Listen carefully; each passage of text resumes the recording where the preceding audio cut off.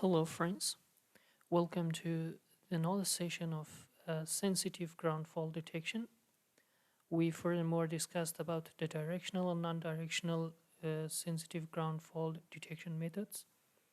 And on the directional, we stated that we have one of the method that is uh, by using the zero sequence current and with measuring the cosine of this angle or sine of this angle and the zero sequence voltage, we can have a method for detecting ground fault in sensitive mode, and it should be directional.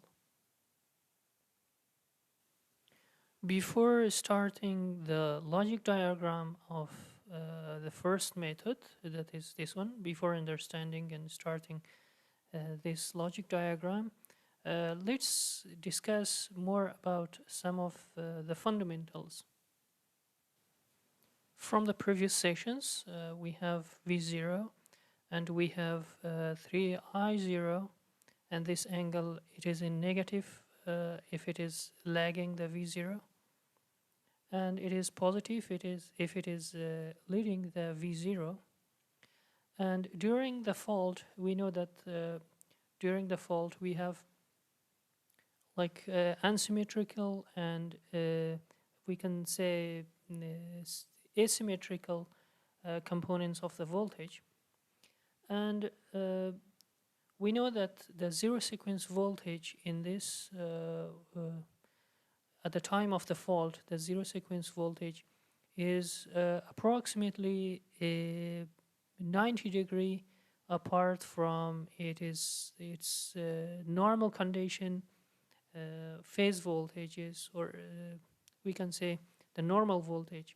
For example, VA0 in the normal voltage, in the normal condition, we have, if we have voltage phasors, then the zero sequence voltage will be around it would be around 0 to 100° backward or forwards of, it means on the real voltage and phase voltage of VA.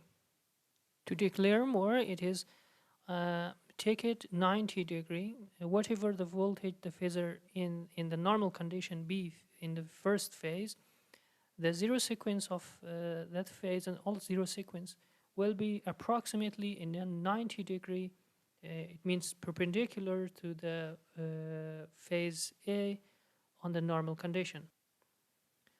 So if we have our normal condition power diagram, power axis, that is the real axis, and this is the imaginary power axis.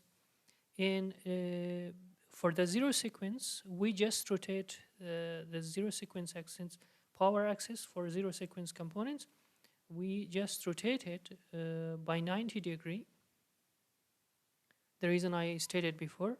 So this is the P axis, the real axis, and this is the imaginary axis. So if we consider our condition that V0 should be on the real axis, we take as V0 on the P axis. This is not the axis of normal condition power axis. This is the power axis for zero sequence components. So the V0 is on P. And let's have more clarification on it. V0 we have in this axis, the P axis. And if the current, the zero sequence current be lagging, so it is in the first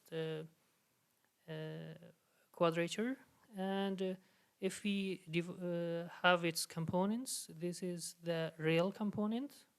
It comes on the V0 axis, the real component of 3I0, and this is we can say that this is resistive, so it is active part. This one is active part, and another is reactive part, it comes in the imaginary axis. And this axis here becomes the inductive part, and here becomes the capacitive part. Here, this is negative, phi is negative. And for more clarification, so let's discuss more about how this I0 take part in the first quadrature, on the second quadrature, on the maybe the real axis. So here we have V0, and if it be lagging, if we have a system that be, for example, this is A to B transmission line, and here our relay is installed. If this system is grounded by a coil, it's mean coil grounded. So the example of coil grounded is Peterson coil grounded method, that is also arc separation coil method grounding. So in this method, in this condition, the I3 I0 will be on the first quadrature, and this angle is negative, it is lagging more. And another condition that if it be more resistive, so it would be around on the v-axis, around the v-axis it should be, if it is more resistive than being capacitive. And in this condition, this method in systems with the coil grounded. So the 3I0 will be in the first quadrature, and the Q phi, it means the angle will be lagging and match lagging, it would be.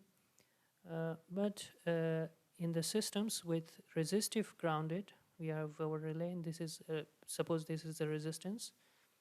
This is a resistive grounded system. In this system, the current, the 3I0 will be around the v-axis, around the real axis. But for the systems in which is not grounded even, is isolated system. In the isolated system, we know that for the return path, we have the capacitive part, capacitive return path for the zero sequence current. So it would be more capacitive. The zero sequence current will be more capacitive, and phi is positive in this condition. So here we can say that the current, the zero sequence component current will be more capacitive. That's why we call this axis as real axis or active axis, and this is imaginary. This side is capacitive side.